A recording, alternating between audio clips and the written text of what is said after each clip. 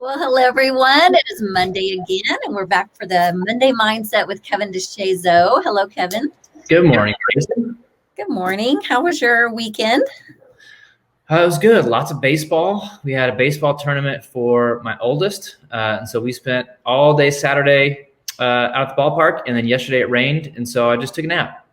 Whoa, that's awesome. Your boys let you take a nap. That you can do that with three boys running around the house? Sort of. Okay. Well, that's good. I'll say it's a peaceful nap. Okay. Well, that's fun. I love it. Baseball season. It's kind of taken over your life, hasn't it? It has. We had 3 games on Saturday, so we were there from 11 a.m. until about 8:30 p.m. Wow, that is fun. But I love it. It's fun. Our boys love it. Love being out there. We had my parents, my in-laws were out, my sister-in-law. So it was a family affair. So it was great weather. It was like 75 degrees, a little cloudy. So it was a great day. What about you? How was your weekend? Oh, we had so much fun. We live on a little acreage, so mowing in the springtime is always part of our weekend, no matter what, because you have to mow at least once a week right now, and it takes about all of it together, weed eating, mowing, and probably about 4.5 hours. But and then we had folks over all weekend. We have a little pond with a little paddle boat, and so we have friends over with kids and stuff, and we do stuff like that. So that was a lot of fun. And then we had a big celebration last night. A friend of ours graduated from college, and so we did that, and so we just had a fun-filled weekend. So speaking of naps, yep, is that what's your favorite kind of recharge activity on the weekends, or when you get a time to recharge? My most consistent recharge activity is running. Okay. Welcome, Sam. Thanks for joining us from DC. Hope you're well. Yeah, I think, and as an extrovert, I run a lot. That's kind of how I learned to decompress, which is interesting. My preferred recharge would probably just be a night out with friends. Just going to hang out with friends, have great conversation. But being around people is usually how I like to recharge. But life doesn't always work that way. So usually running. What about you? How do you recharge? 4 hours on the lawnmower? I do that. I do love that, I must say. That, or I love to walk. I love to fast walk, which I have to clarify with my husband, because he's like, is this an exercise walk, or is this a casual walk? I'm like, I don't even know what you're talking about, casual walk. Yeah. What is casual walking? What is that? Yeah. So are you a mall walker? Well, I would be in the winter. Yeah. If I don't have any place else to go, I would go to the mall. I would go anywhere to get some exercise. So. You need to get, I don't know if we've talked about this. You need to get a rucksack. I know we have talked about that. Yeah, I like that. Since you're walking, you need to start rucking. Get like 20 pounds, which is heavier than it sounds, but it's great. It's a good little exercise. Got it. Hey, Melissa. Oh, Stoudmire. I'm having seeing a connection here. So might know who that is. Yeah. Okay. Well, we'll talk about that more in a minute. Anyway, thanks to all of you for joining us.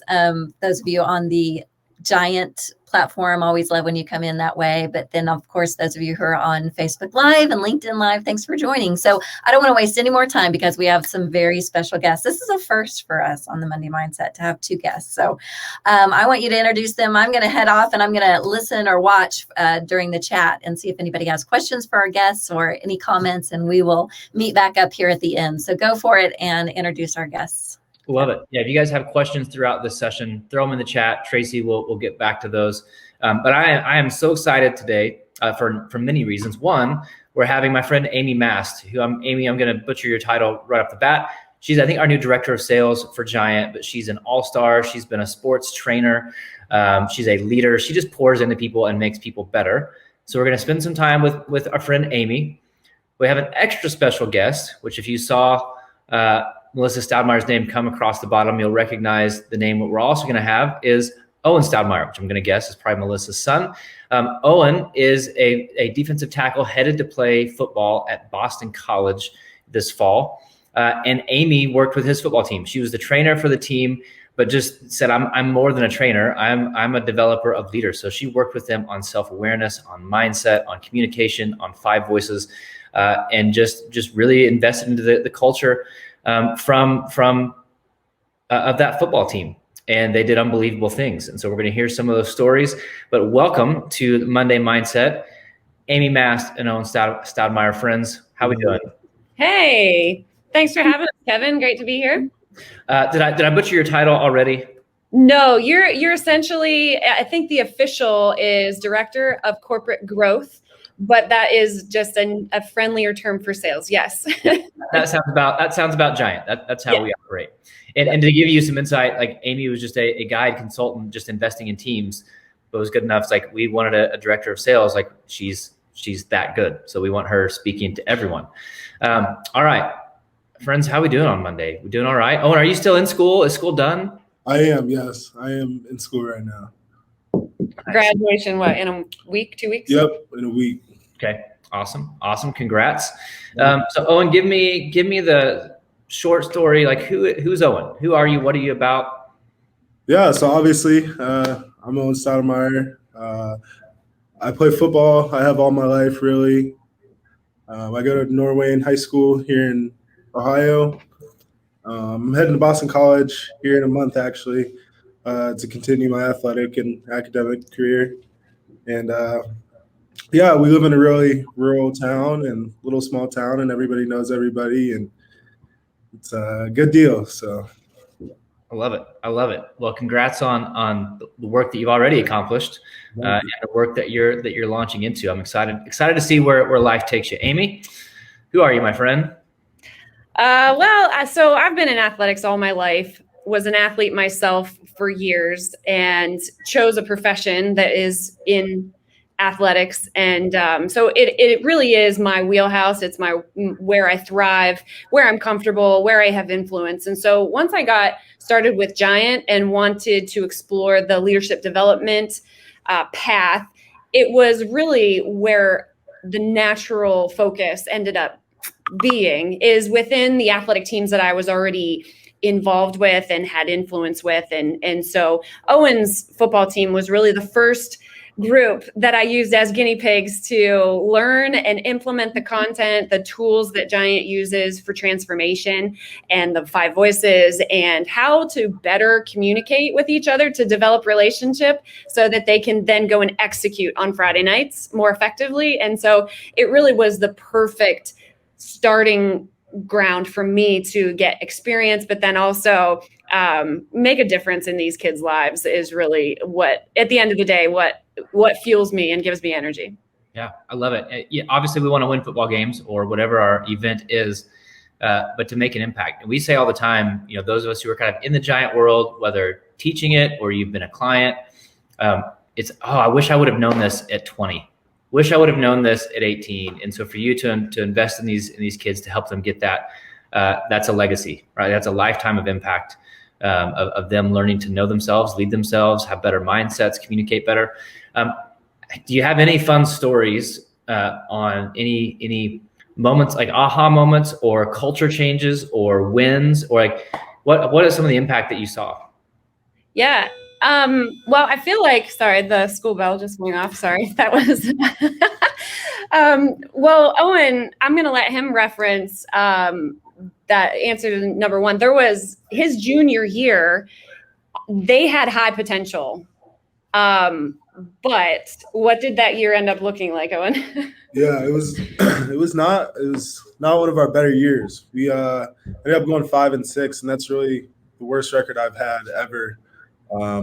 And we had a lot of potential. We had a lot of talent, and we really did not execute as a team together. There was a lot of selfishness, and that just really killed our season.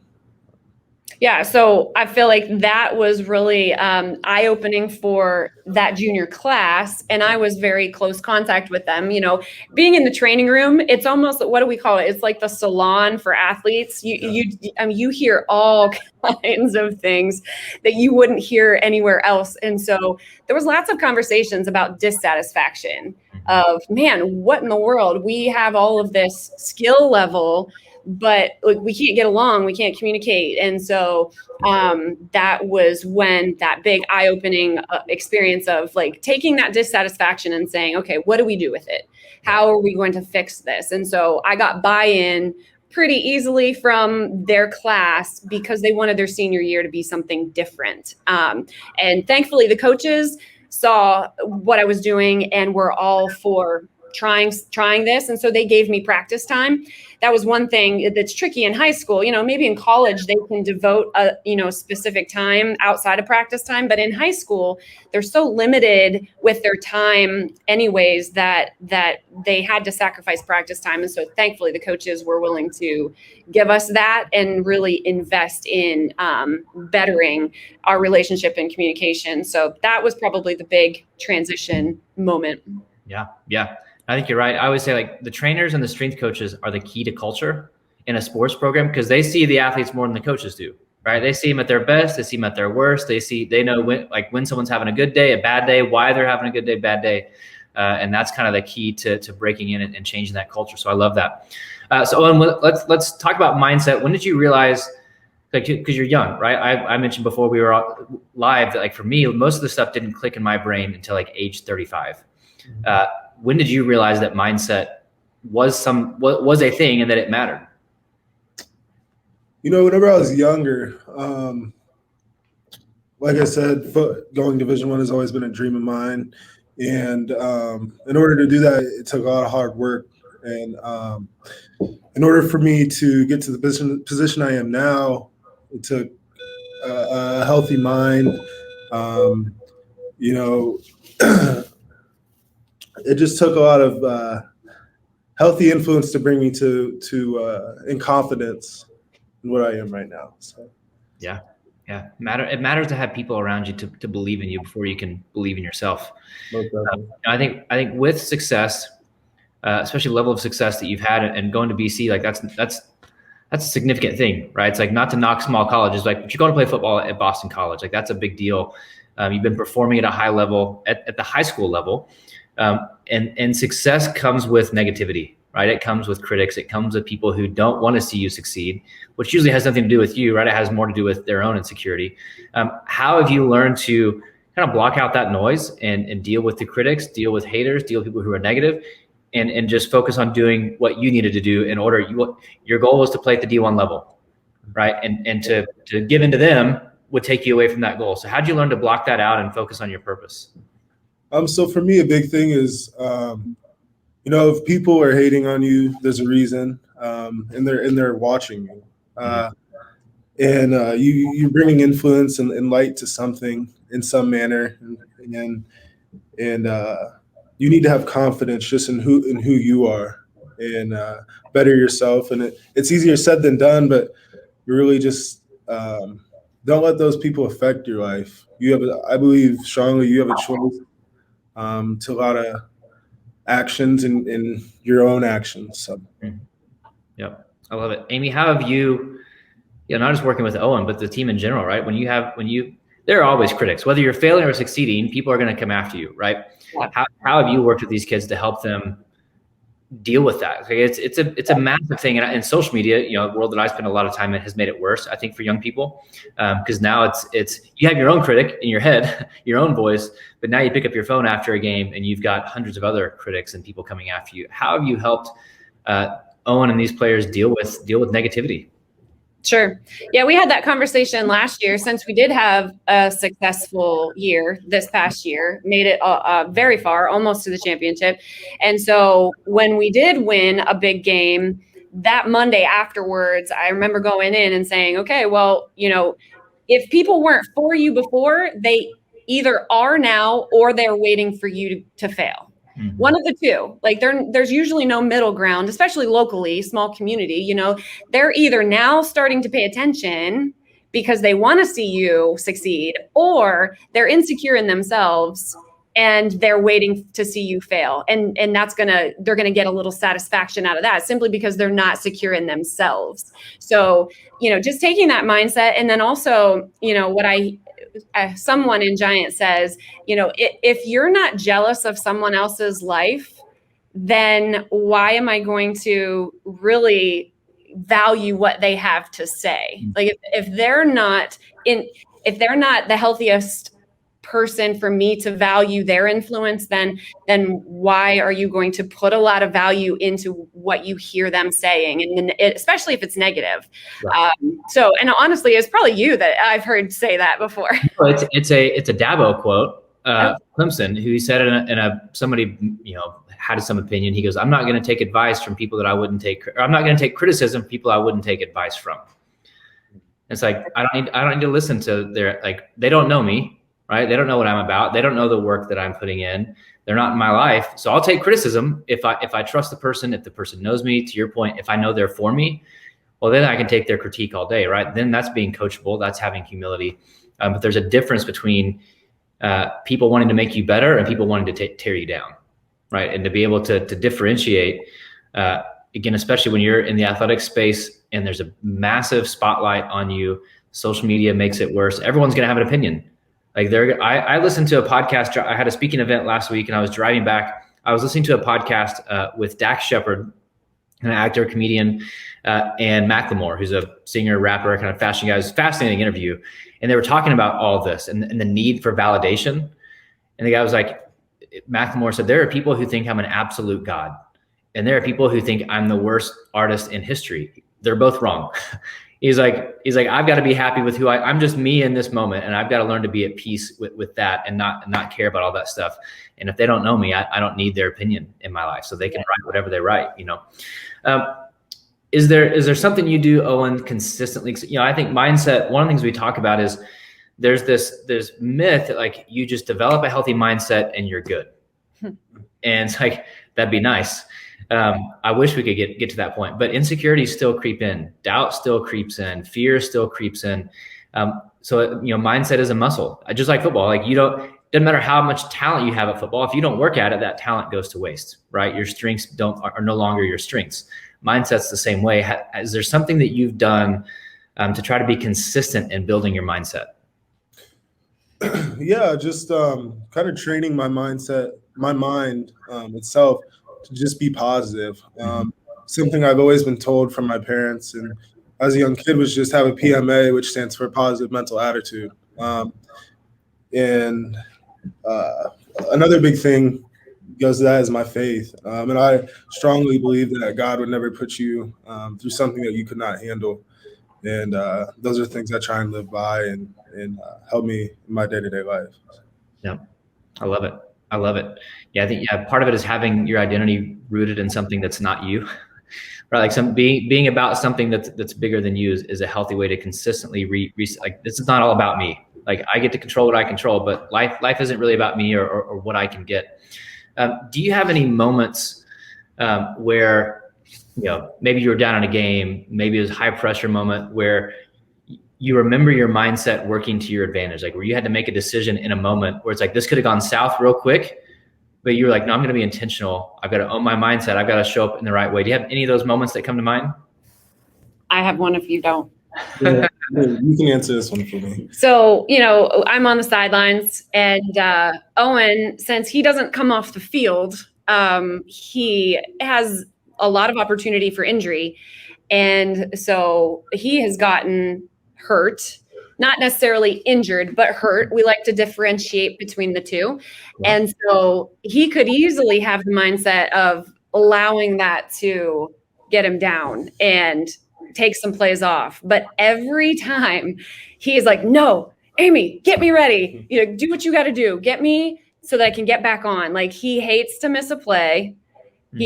He wants to be a leader on his team and he leads by example. He's not always going to be the most verbal guy on the field, but he leads by example consistently, time in and time out. Does that, I assume you remember a few of those times. Oh no. Yeah. I can, I tore my meniscus this past year and, in a way I felt it pop and I got up and I just kept playing and didn't realize what I actually had done. And that just is an example of itself. So. Yeah. Well, I think it's we talk a lot about this idea of commitment over convenience, right? It would have been convenient to like, oh, I'm good. Right. Maybe you'd already signed, like maybe you already made the decision, Boston College, like, no, I'm good. Like I'll be in when it works for me. I'll be in like when I feel right, when it feels good. And again, for those listening, we're not saying that Owen was like at risk of major injury. Like hurt and injured is a different thing. Injury, all right, right. Let's sit out. Let's take care of yourself. Hurt's part of life, right? Whether it's physical, like you're in sport, or whatever.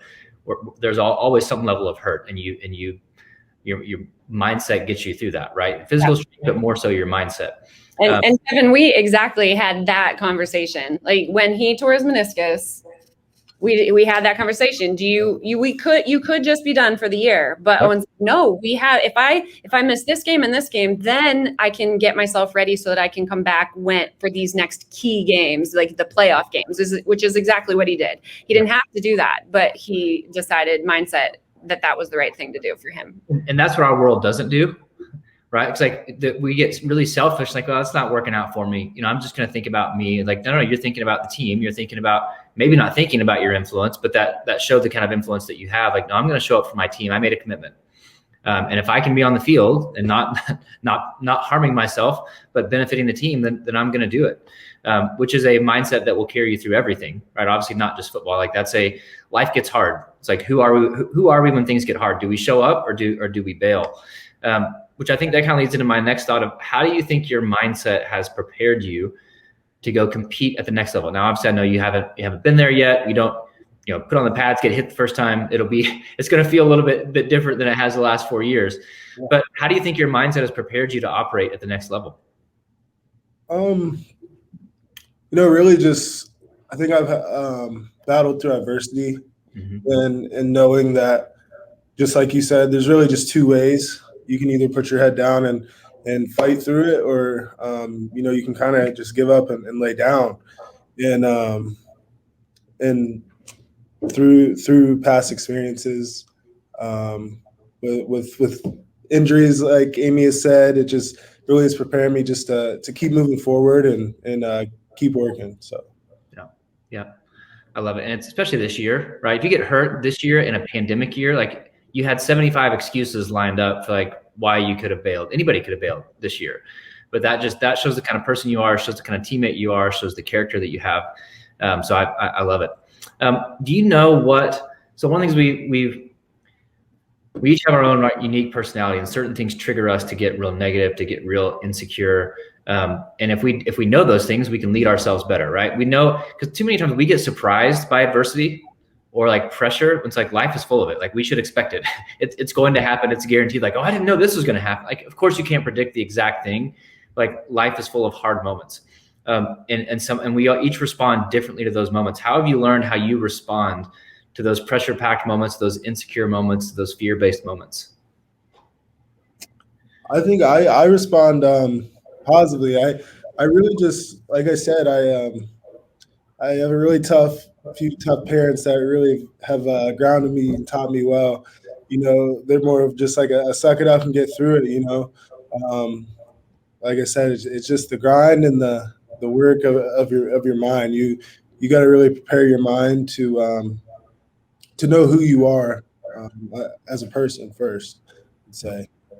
And I'll second. With him and I have had conversations about his voice order, which, within Giant, you guys all understand, the 5 voices, and his voice order is creative, connector, nurturer. Mm-hmm. So knowing what his strengths are, what he brings at his best is one thing. And then also knowing what triggers him, what could potentially set him off. And we've had multiple conversations about situations that have been triggers, because on your team, with the quarterback being a guardian pioneer, that's a nemesis voice. With other stronger voices within the team, and Owen being one of the quieter voices, but yet wanting to be a leader. Mm-hmm. How do you overcome that? And so, the card that Kevin pulled up here, this is his liberation statement that describes him, and then also what triggers his weapon system to come out. So we've talked through this quite a bit. Well, I think it's really important for anybody listening. One, if you don't know the 5 voices, if you're watching on the Giant platform, just go take the 5 voices assessment and watch through some of the video. You'll learn these types of statements to understand yourself, understand people around you. If you're not on the Giant platform, just go sign up there. It's free. You'll take the assessment. You get a personal leadership coach around your voice, which is insane and really, really valuable. But what I love about this, because you mentioned it, and Owen mentioned it earlier, he's a quieter voice. The creative by nature is a quieter voice. Well, in our culture, leadership is often loud, which is not real. That's just a kind of an ought and should of our culture, that leaders have to be loud. It's like, no, they don't. Leaders have to be who they are. They need to know when to speak up. But Owen, if he's by nature quiet, more introverted, then that's who he is at his best. We don't need him to be an extrovert. We don't need him to be loud. We don't need him to be screaming and a motivational speaker, because then he's going to be like, this isn't me, and it's not going to resonate. And the team would know, like, man, who are you trying to be? Like, that's not you. And so to understand who you are, to be able to like, no, this is me at my best. I'm going to show up like this, but also acknowledge and respect who everyone else is at their best, right? So the quarterback was a polar opposite voice of him. Well, that can either cause division, or that can actually cause unity of like, oh, he's different than me. I need him to be at his best because he compliments me. We complement each other. So we don't have to butt heads. We can disagree, but we don't have to be divided in that disagreement. Like, we can disagree because we're actually trying to move in the same direction. We're just going to have different approaches to that. And again, to get that at your age, it's insane, really.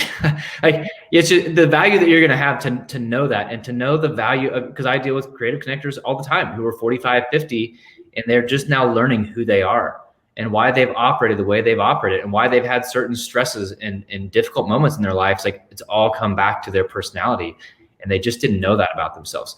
And so, like, as you even move into the like post-college professional world, whether that's football or whatever it may be, that's such a competitive advantage to know who you are. And because every company, I just had a conversation with a mentor of mine this weekend. His son's graduating college, interviewing for jobs for next year. And he sat down and he asked the guy, I said, what are you looking for? The guy, the company said, what are you looking for in someone you're going to hire? He said, attitude and character. So everything else we can train, but attitude and character. And a lot of that just comes from self-awareness. No 21-year-old knows who they are. Right. But if you do able to walk in and say, hey, how do you operate under stress? Well, this. And I'm combating that by doing this. What? How do you know that? How do you figure that out? Like, you're hired. I don't know if you can do the job, but we'll figure it out, because we need more people like you. So the value you're going to add to not just Boston College's football team, but to that campus, to the relationships you're going to meet on that campus, to the future is just, it's fun. I love it. I'm jealous. I wish I could go back and have these tools at your age, and to have people like Amy who would be pouring into me with tools like these. We need people, and that's another challenge, I think, for people listening to this call. Be an Amy. Like, you have people around you who need your wisdom, who need your experience, who need your investment. That's how you build a legacy. Like, life is about how we impact other people. That is success. That is significance. Go be that for someone. It's like, you've changed the trajectory of these kids' lives, like, because they now know themselves.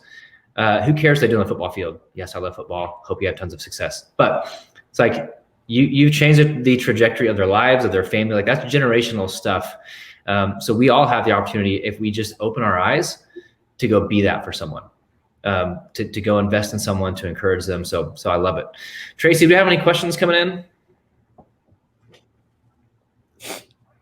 You're on mute.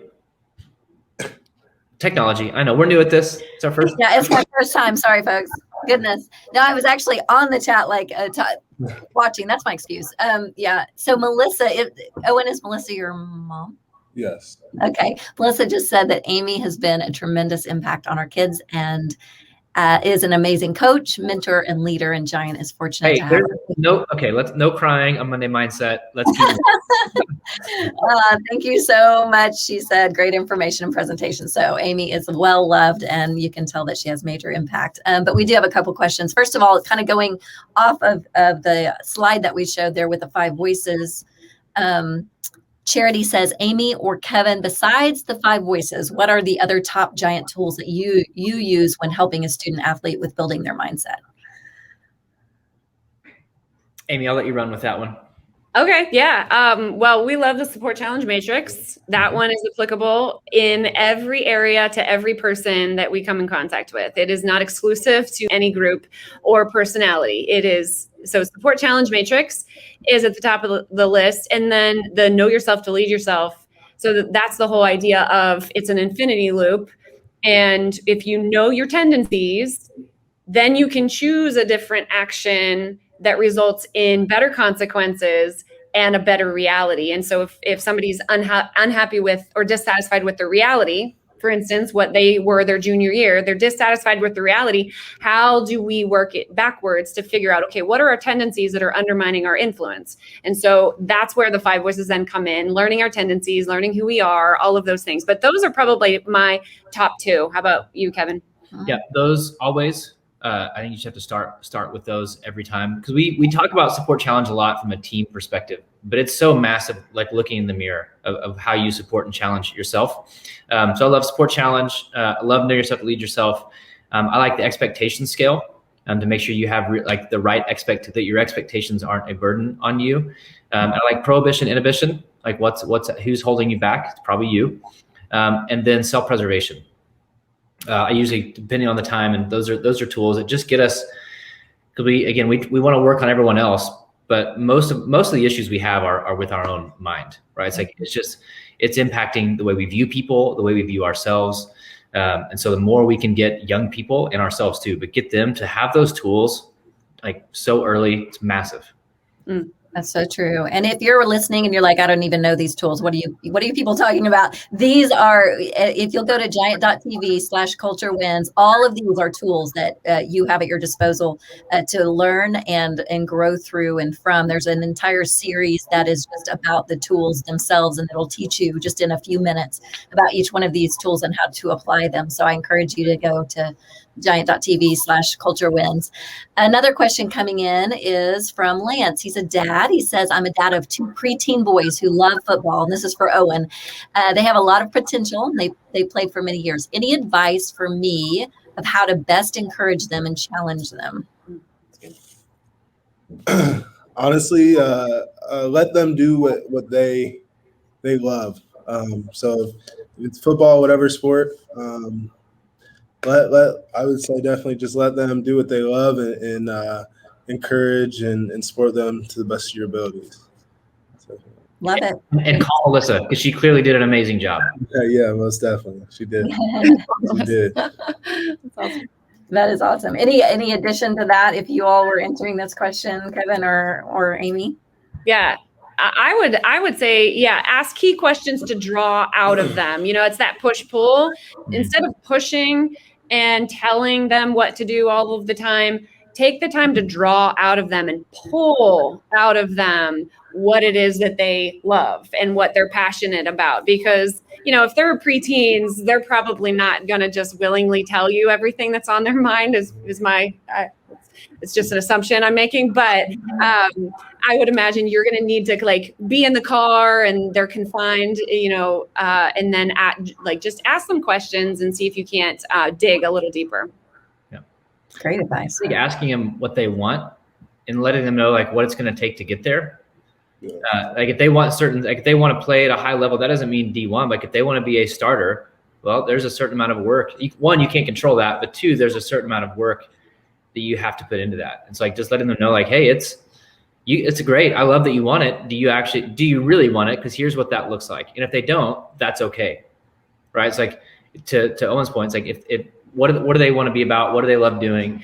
If they really don't want to be at that level, then don't push them to operate at that level. Maybe they just want to be on the team and be a contributor. Awesome. That's okay. Our goals don't need to be their goals. That is great parental advice right there. That is good for even if they're not in sports, whatever it is, piano, dance, sports, all of it. That's great. Perfect. That's all the questions coming in. So I love it. Well, Owen, Amy, thank you. Thanks for hanging out. Thanks for just being who you are. Amy for pouring into people and changing lives. Owen for having the humility and character to receive that. And to accept it and to grow into it, to work through it. I'm just excited to see where life takes you. Again, in football, out of football, you are clearly already a leader worth following and light years ahead of those around you. So I know you have the humility to not let that go to your head. So I love it. Thank you guys for showing up. Thanks for being who you are. Everyone else, we'll see you next time. Bye-bye, everybody.